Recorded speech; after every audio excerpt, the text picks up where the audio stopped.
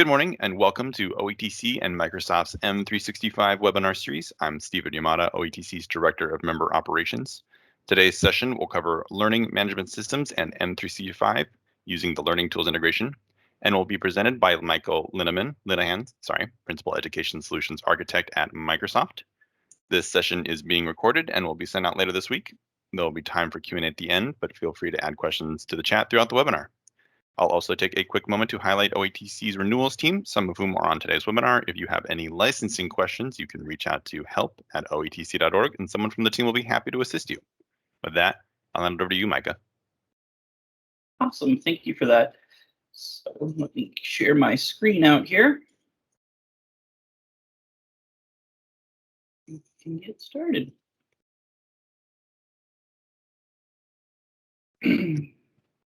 All right, well, thanks for everybody hopping on today. I'm going to walk through the LMS and Microsoft 365 learning tools integrations that we've been working on, as well as a walkthrough of some of the student data sync services that we have and onboarding options that are available to you. So with that, I'm going to just get started with a few slides. I'm not the biggest slide person. I really want to get to a few of the demos and walkthroughs, and I do presentations all the time, so feel free to interrupt and ask questions in the chat, or if you want to come off mute, you're free to do that as well. So we will hop into kind of one of the reasons why we've been working on these LMS integrations, and it really kind of comes into what we've learned a lot from the evolved education space. And the integrations with LMSs that we have today and that are coming out are really to kind of meet people where they're at. We see the LMS environment continuing to grow exponentially, and the integrations that are there become more important than ever. And when it comes to the teaching and learning and the coordination and kind of the different workloads that we have that teams can really integrate with and help with, we really kind of wanted to meet our customers in the education marketplace where they're at today, and create a more connected environment, something that's easier, whether you're using the environment directly within Microsoft Teams, or you're using it on the Canvas side, and as well as some of the other LMSs that we have. So with that, we really are trying to partner with really all of the major LMSs. I'll go through the Canvas demonstration today. We have private preview right now that's wrapping up for both Canvas and Blackboard. And we're looking to hopefully have those go kind of general availability, or at least public preview before back to school this year in August.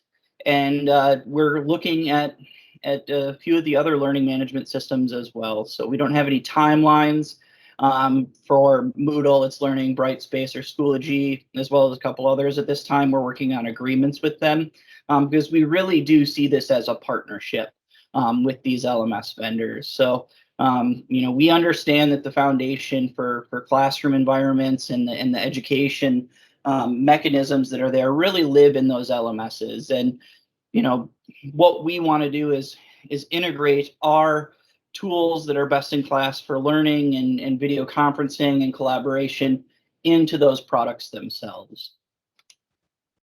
So when we look at this and we kind of bring things together, there's actually a few things that we have on the Microsoft 365 side that are even learning tools that we're actually telling people to turn off, like the grade book and assignments, because the learning management systems handle them in just as well, and in many cases better than we do it today. And so when we kind of come together, it is a better together, a partnership of let's create the most simple integrated experience and learning experience that we can for teachers, professors, educators, students, and really kind of bringing that productivity app, collaboration, the engagement that's there to be seamless from within the LMS. So I'm going to specifically kind of do demos with what it looks like in Canvas, but really we're bringing our tools and embedding it into theirs. So there's a lot of work that's been done both on the LMS side to do the integrations, to write the code there, as well as the Microsoft side to kind of really come together. So it is a true partnership. And so one of the first ones that we actually have for the Canvas side is a revamped integration with the OneDrive learning tools. And we had a previous version that had a little bit of integration, but really was lacking a couple of the bigger features. And a few of those that really stand out for me when we look at the integration here is the content and the assignments, and being able to create an assignment and pull from your OneDrive, whether it's a personal OneDrive, whether it's an institutional OneDrive, pull that in, make that a part of the assignment, make that a part of the integration there for the grading workflows, but also allowing the students can work on those Microsoft documents right within Canvas, right? So the editor and the OneDrive components there really empower the student, the educator, to go ahead and edit those documents right from within Canvas, upload them from their personal OneDrives or the OneDrives for business into that assignment and allow them to submit.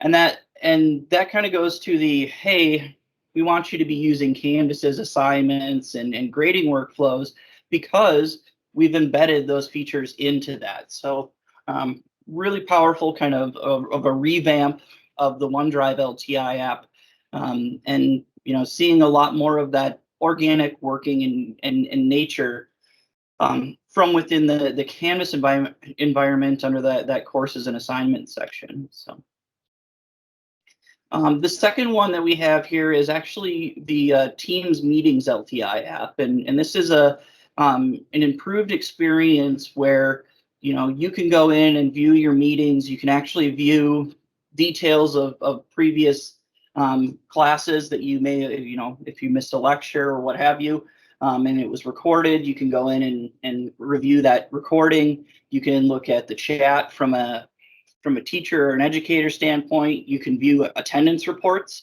look at that interactivity that's there. And so we're surfacing those Teams meetings that are scheduled from within Canvas or even from within the Teams environment to actually, be in your Outlook calendar in Microsoft 365, or you going right into your Teams meetings from within courses and being able to see that. So really cool integration there, meeting people where they're at and where they want to use those tools back and forth. And the third one that we're going to focus on, we obviously have several other learning tools. I'll talk about the immersive reader one that we have from within Canvas that's actually already general availability here when we do the demo. But I really kind of wanted to walk through and say and show you, the Teams workspace here that we have allows you to create, or allows that educator to turn on the synchronization for a classroom from within the LMS, in this case, Canvas. And so once you turn that on, it actually goes in on the back end, creates a team, creates and synchronizes the users automatically. So if a student drops from that course from Canvas, they're automatically removed from the team. And that's really that enrollment and rostering information that we're pulling from the LMS versus the student information system. And we've seen discrepancies where the student information system doesn't capture all of the attendees in a clear and concise manner from their course, whereas the source of truth in this use case is the LMS. And so, it creates it in a compliant manner. It's going to use the learning management privacy policies as well as the Teams administrative policies. So we're allowing the teacher, the educator, to actually go in, and if they want to use the tool, they don't have to reach out to an IT admin or to the person that's allowed to create teams and synchronize these. And so they go in, say they want to synchronize it, they go back to the courses, and they can actually see that, hey, we've created the Chem 110 class and course right in Microsoft Teams. And then that's a jumping point for them to go into that team itself. and access it from within the LMS or from Teams directly, right? So, being able to meet people where they're at, being able to have that integration from a synchronization standpoint where teachers aren't constantly making changes to who's enrolled in the class, that all happens automatically. And that's kind of the real power in the class Teams LTI app.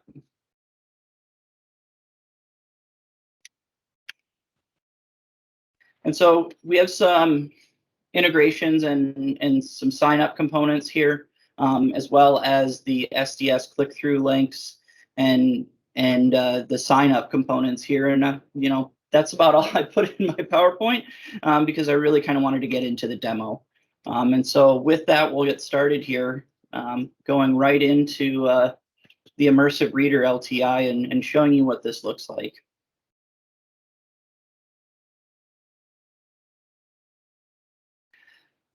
I see Mark had actually put in a question, which place to work in, Teams or Canvas. It doesn't, and it actually unifies that. The question is, does this open up the issue of fragmentation of which place to work in?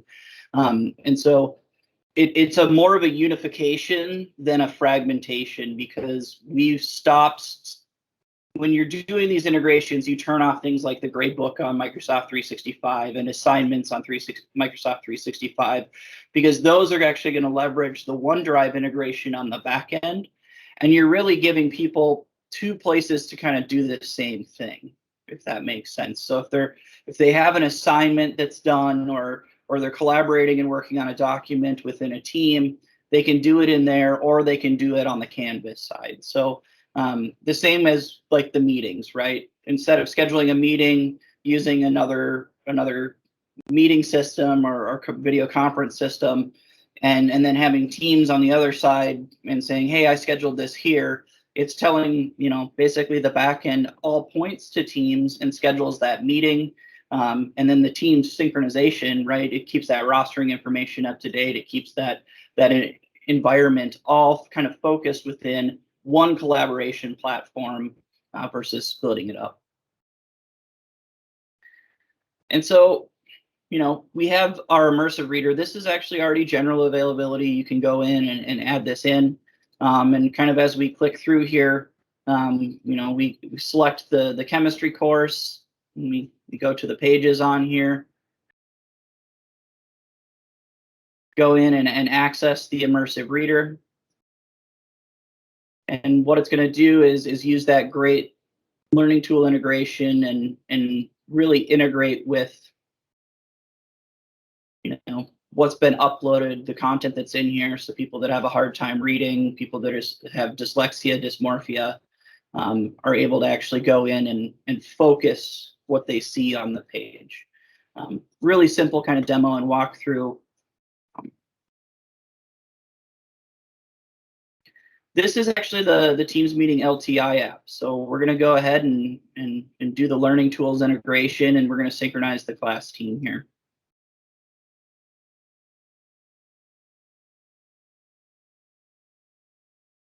Peter, for that, we actually do, it's a part of the LTI integrations onboarding. So we'll talk through that. If you want self-deployment guidance, that'll be available when it's generally available, or we're building our queue list up right now for customers to help onboard when it goes into general availability as well. So I'll show you where that form is and where to sign up.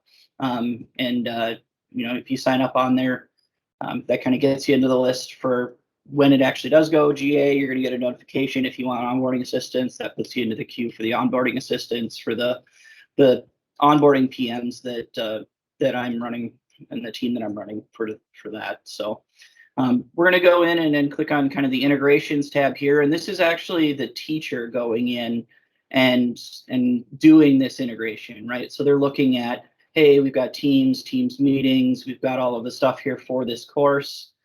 I'm going to go right into integrations, and it's as simple as, that synchronization. Let's just turn this toggle on, right? Let's expand it, and we can hit sync now. So the synchronization process updates the rostering from within the LMS.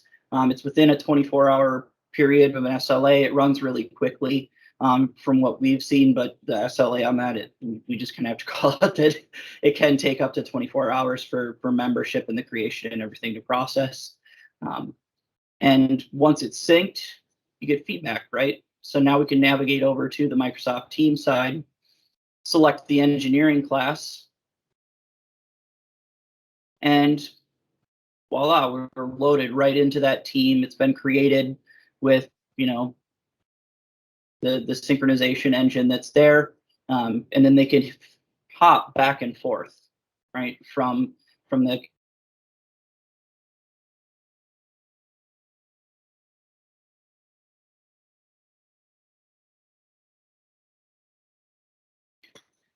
And now we have our Teams meeting app. This is going to be the integration for the meeting synchronization.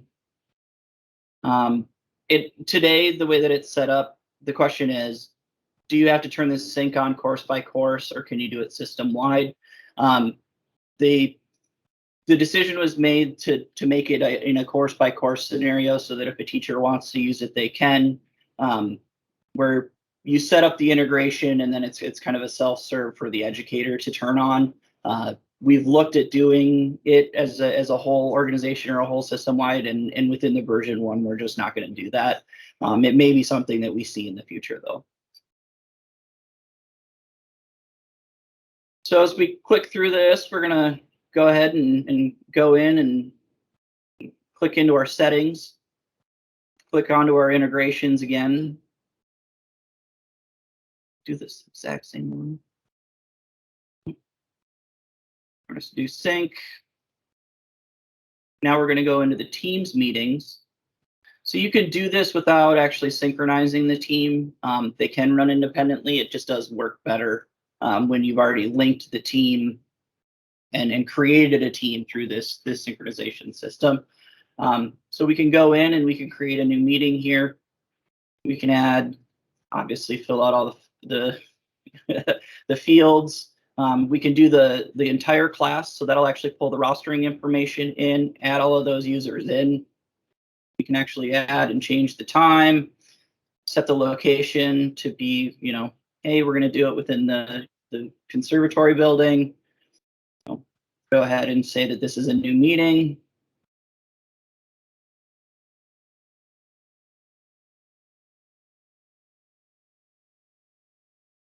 Then we click send.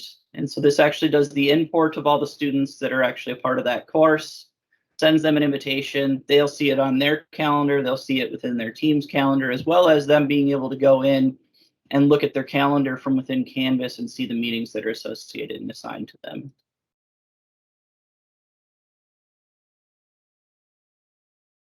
And so if we click continue in the browser, this is actually going to dump them right into a web browser session for their team. Kind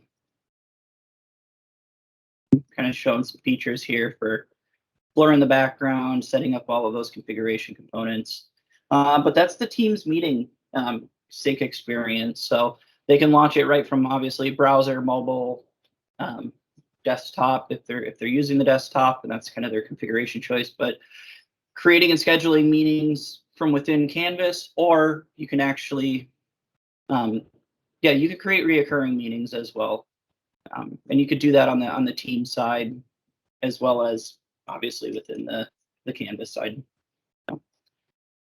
And the next one is going to be the LTI app. So this is the OneDrive integration and the collaboration integration. So we'll walk through creating an actual assignment here, and then we'll show you what it looks like from the student side here. We add our assignment in, type in our name,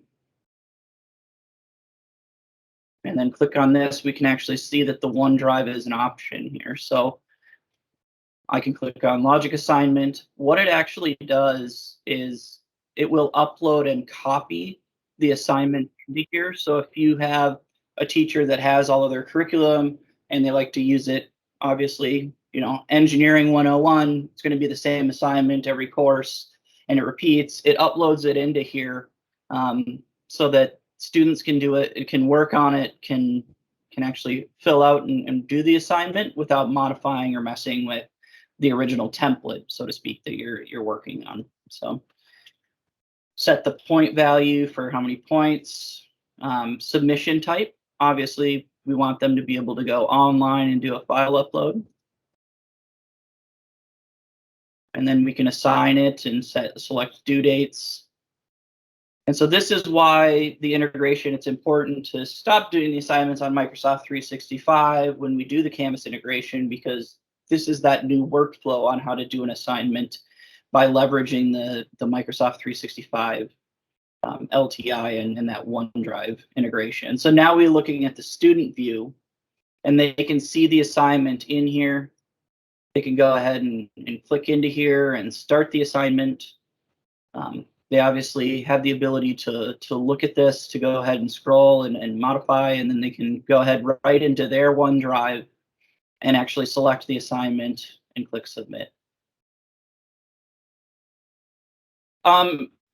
Really no, because this is all browser based. So the question is anything limited on a Chrome device? And because we're using the embedded integrations from a Canvas standpoint, as well as all of the web apps on the Microsoft 365, there really isn't a limitation there. I know previously, if you have an older Chromebook, resolution can sometimes be a limitation, but that's just more on the hardware side. But because this is all browser-based, there really isn't a limitation. So they upload it, they can add comments in, and then obviously submitting the assignment gets updated, submission, and go back in and look at our assignments, add an assignment.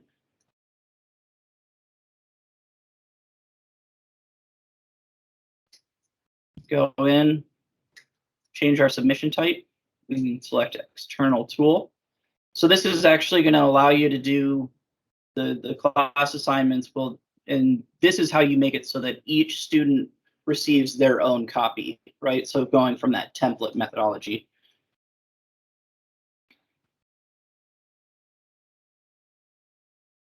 Now we go instructions, go down, do our due date again, and just save and publish. Now we're going to see the student view. So this is actually like you're kind of accessing. Was there a limitation here? No, because the Word document itself is right within the web browser, right? So I can actually go ahead and as a student, click on this. I can hit edit document, and it's going to take me right into that web browser of the Word app, web app. And we can go ahead and modify it. So we'll click back over, hit refresh. It sees all of the updates and all of the homework that we've done here, and we click submit. So again, all within a web browser. Let's go ahead and do a collaboration. So I want to do a PowerPoint, electrochemistry, but I only want to have I want to split this out into study groups, right? So we can break this up from a collaboration standpoint, all using those collaborations, those study groups that the teacher has already set up that are right within Canvas.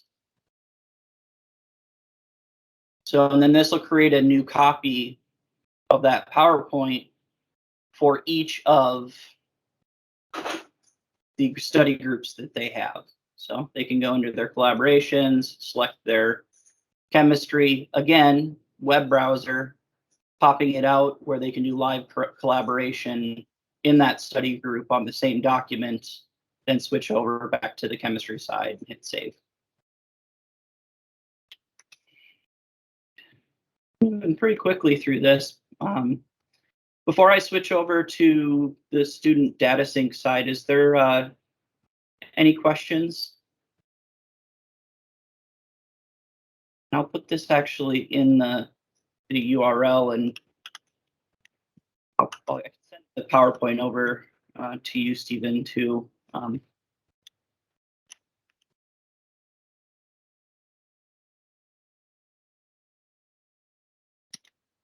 This is actually the sign-up form that we have for institutions that are interested in having a notification when it goes general availability for the self-deployment guidance, or if you're looking for assistance in deploying this from the LMS integrations. The three that we help with currently are the Teams classes, the Teams meeting, as well as the M365 LTI, that OneDrive integration.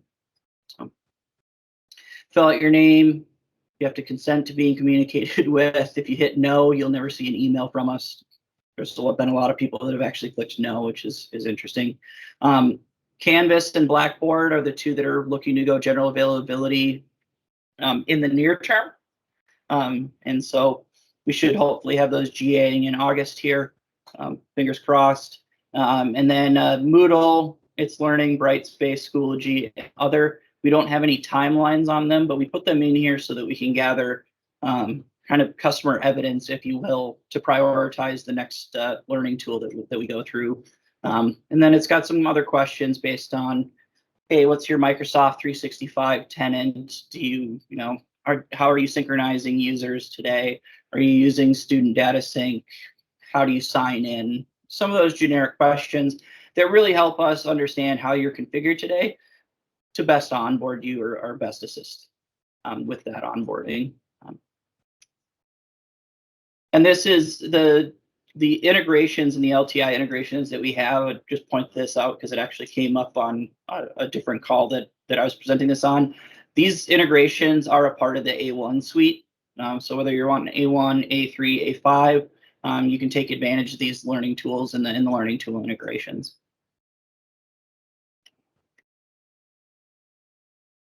Any questions?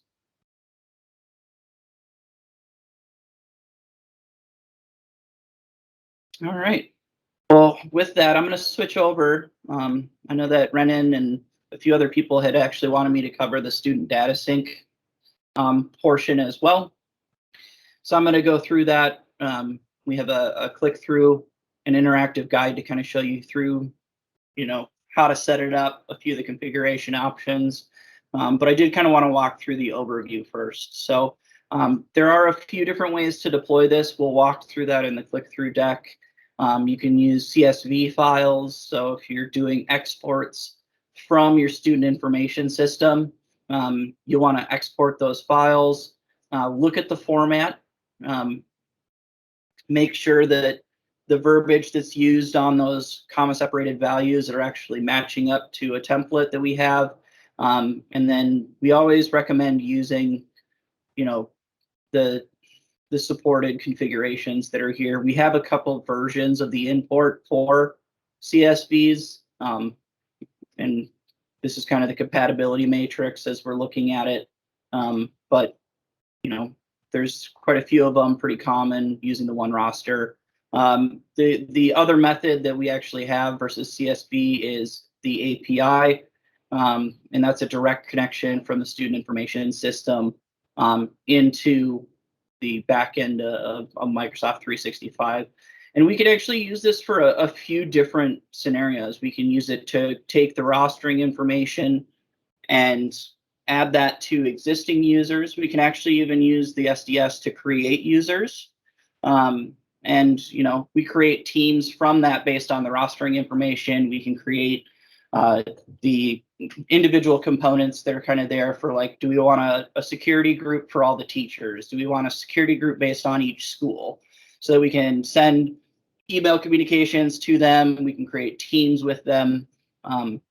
So there's a lot of capabilities that are here. The one call out I would have is if we're using the Teams meetings from the LMS integration, and then we go ahead and synchronize the teams for all the rostering information from the student information system to create another team, we could end up in a scenario where, hey, I have 2 engineering 110 classes, right? So just something to think about as we're doing the integrations there, to the point of, hey, are we going to synchronize the classes from the student information system, or do we want to synchronize the classes from the LMS system? And so that'll come into kind of when we're doing the import in the configuration. As we walk through here, I'll call out to say, hey, there's this courses section. Basically, when you do the upload there, you're going to want to essentially leave it as an empty CSV file so it doesn't create any of those classes. Or, hey, I have these 5 teachers that just want them automatically created from the student information system, so I'm going to just take their courses, and then all you're doing is putting those directly into that CSV. It'll create those ones, but it won't create the other ones. If you're looking to transition and have already been using SDS, we have documentation on the SDS site as well as through our fast track and onboarding service. And the recommendation that we would have for you is if you're transitioning and you don't want to end up with duplicates, we recommend that you actually just archive off those other classes using the SDS archival tool. And then you can create those with the LMS integration. So as we move through here, this is all the individual deployment settings, and it's going to kind of walk you through all of those configurations, all those setups as we go through this. These click-throughs are publicly available as well, so they're embedded into the PowerPoint that we can share out later, or like this one, it's actually referenced right here within the student data sync side. So just to give you a consistent experience, if you wanted to click through it, understand how it works yourself, you can do that. The click-throughs for the LMS side are really great from a PD standpoint and a teacher standpoint to show them, hey, this is how you do this, or hey, this is how you walk through and do an assignment now with this new integration. So the first thing we're going to do is go to the SDS URL and we'll sign in. Now first thing that we have to do here is actually create a profile. So we'll go ahead and create a profile. Are we going to use a CSV? Are we going to connect via the API? In this configuration, we're looking to create and upload a CSV file. Type our name in. And then we're going to choose what type of files we're going to be using. So this is the file format. Again, there's descriptions within here as well as within our documentation on in each of the individual features we have from a file format standpoint. And so we'll just use the standard SDS. I'd recommend, if you can, and you're looking to do this, start transitioning to the 2 format if you can. 2.1 should be out soon, but the version 2 format has some additional capabilities that are pretty nice to have within these configurations. So this sync option is kind of really important when we look at this, right? We want to match it with existing users, or do we want to create all new users based on those CSVs? So if you don't have a way that you're synchronizing and creating users today, and you're just creating them manually, this is a great way to automate the creation of your students, of your teachers, coming straight from that student information system. So if we go ahead and create new users, we're going to go ahead and select the files that we're going to be uploading. And so if we look at it, that teacher roster, right, would be where we would have that be empty if we're going to be using the LMS integration. We can turn on Guardian Sync as well. That's more of a V2 component so that the Guardians have communication components that are there as well as access to the student information. Select all of our files, add them, upload. This can take a little bit of time just to let everybody know, right? Because we're uploading files and then it checks and does some data validation that's there. And what we want to see is that they're uploaded successfully. And then we can look at our school properties. You know, if we don't want to put principal in there, or, you know, I don't want to have address in there and phone number, we can turn those configurations and it won't synchronize that information. But this is basically the properties that we're importing from those CSVs. That's the headers that are there within the comma separated values. So Section properties here. Now we're going to go ahead and, section number, course name, course subject. This is where we would go into those selections. Now we're going to, by default, this is turned on. We can create those groups and classes for each class or section synced. And, obviously, we don't want to be creating a bunch of extra teams. We don't want to be creating extra M365 groups that are duplicate to the LMS integration. So, if you want to create M365 groups, but don't want to create teams, you can deselect that. This is checked by default.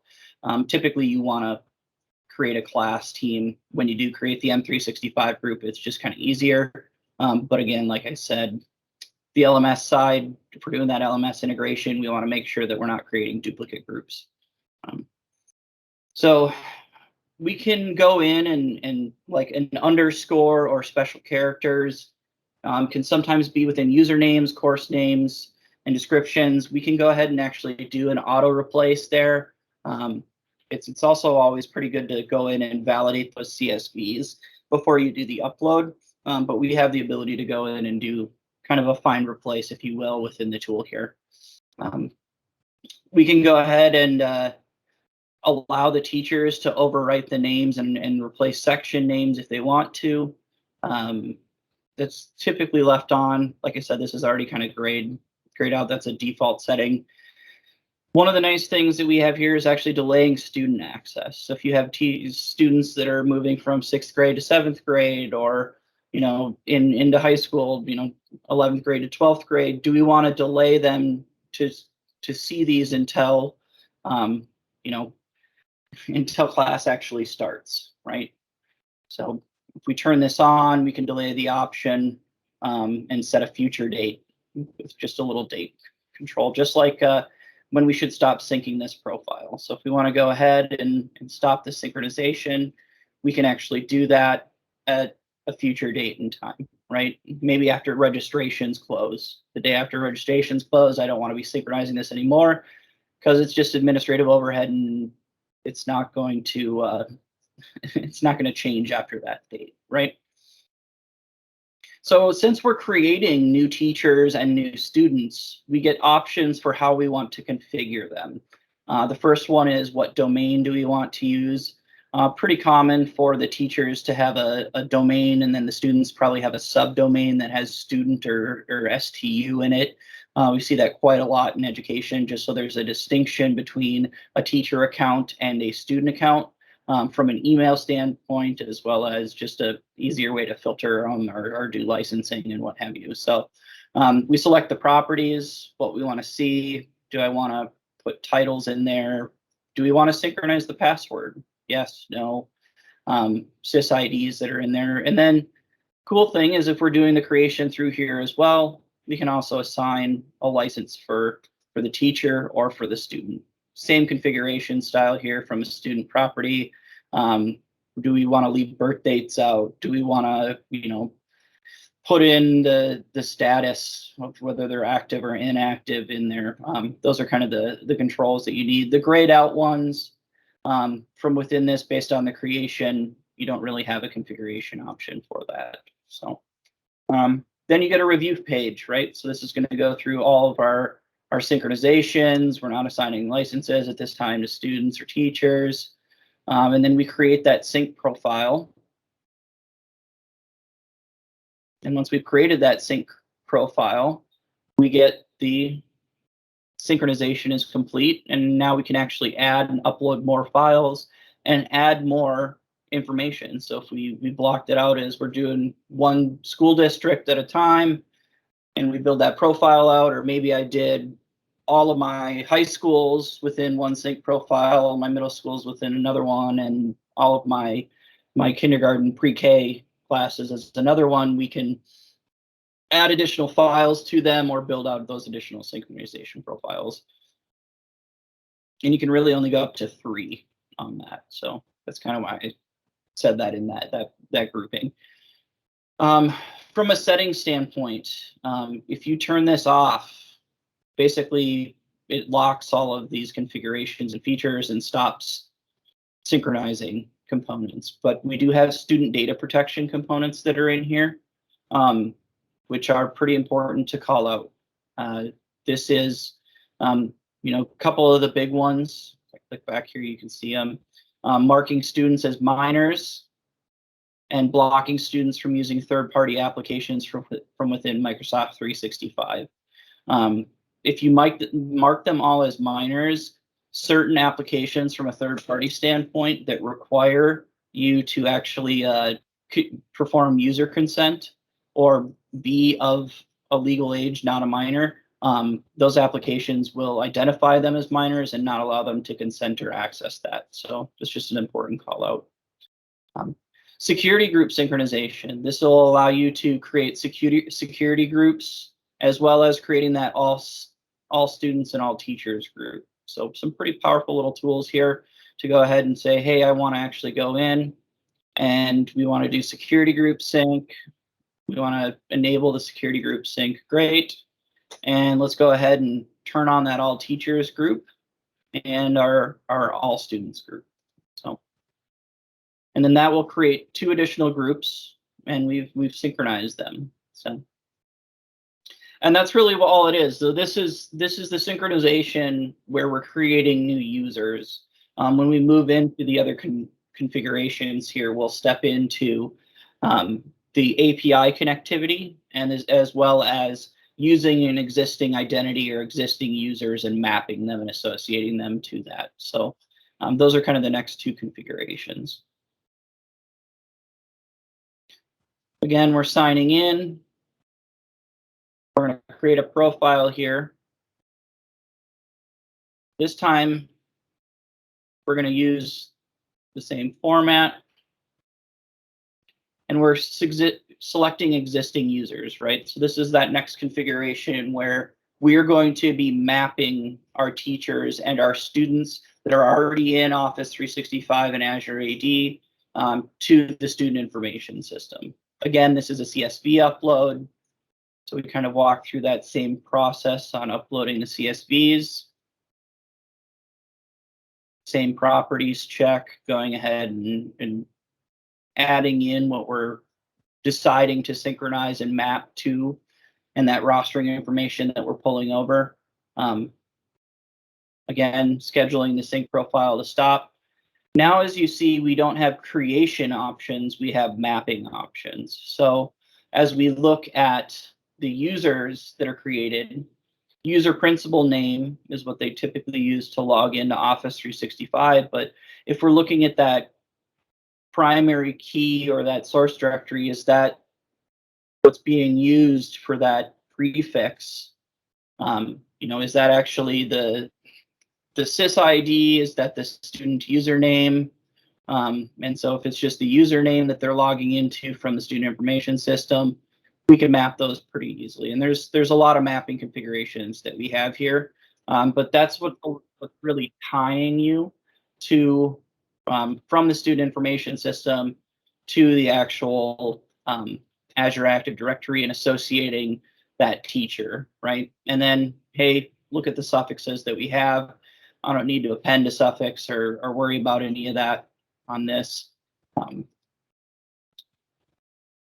And that's kind of that optional configuration. So if their username here is different from what it is in Azure Active Directory, you see when I selected that domain name, it appended that to from the source directory to the primary. So just an important call out there that if they don't have one, I would have said not needed. Again, we get profile configuration options that we have. We're going to go ahead and select the student configuration, select that mapping, select the properties again, and then go in and review that configuration, right? Create that profile. We'll see that it's setting up, and now it's complete and ready for synchronizations, additional files to run. Again, going back into the settings, turning those group syncs on for teachers, all teachers, and all students. Right, so we have those security groups. And now here's our last one. This is actually where we have the the configuration from an API standpoint. So we'll go through and we'll configure this. Doing a new profile. I'm now going to connect it to an API. And if you are using PowerSchool or OneRoster compliant, you can actually leverage the API. Click back. So here's the ones that we have kind of by default, or we have kind of that generic OneRoster using OAuth. And so this is the support that we currently have from an API standpoint, whether it's PowerSchool or somebody like Infinite Campus or ClassLink. So we go ahead and look at the synchronization options. Now I'm going to probably, if you're doing this level of synchronization, you probably already have your users synchronized from Active Directory, or they're already in there by some other mechanism. So again, we'll use the existing users option, or we can go ahead and select new users if we wanted to. So we're doing client ID and client secret.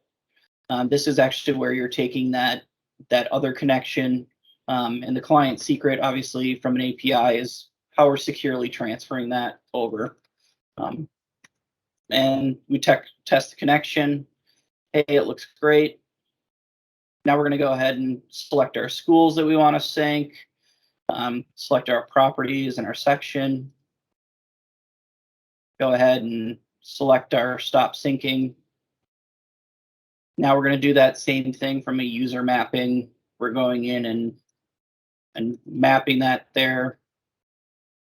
We're doing that review again of all of the configurations. The one big thing when we're using the API, the reason you see the classes and the schools to synchronize is because, we have to know what information we want to pull from that API. Whereas if we're using CSV, we're exporting what we want out of the student information system, or deleting components out of those CSVs to say, hey, I don't want to synchronize this school, or I don't want to synchronize this class, what have you. So that's the big difference in between the CSV and the API. And we'll go ahead and create that profile again. And the synchronization is complete. The nice thing here is actually when we're talking about synchronizing and using the API, is I don't really have to upload files or anything to it because it's a direct connection to that student information system, right? So then we go back in here, and I'm going to turn on my all teachers, all students. What we done. Congratulations, we've completed the guide. So now we know how to configure it in a bunch of different ways. And the most important part is, hey, I actually have the ability. If I go to sds.microsoft.com, that's my jumping off point for all of the configurations, how to get started, how to configure everything. But most importantly, we'll actually help you do it for free. So we'll go in, and if you get started here and register, this will take you into the fast track side. You can go ahead and ask for onboarding assistance for student data sync, and our student data sync team will reach out and help you get onboarded with the SDS service.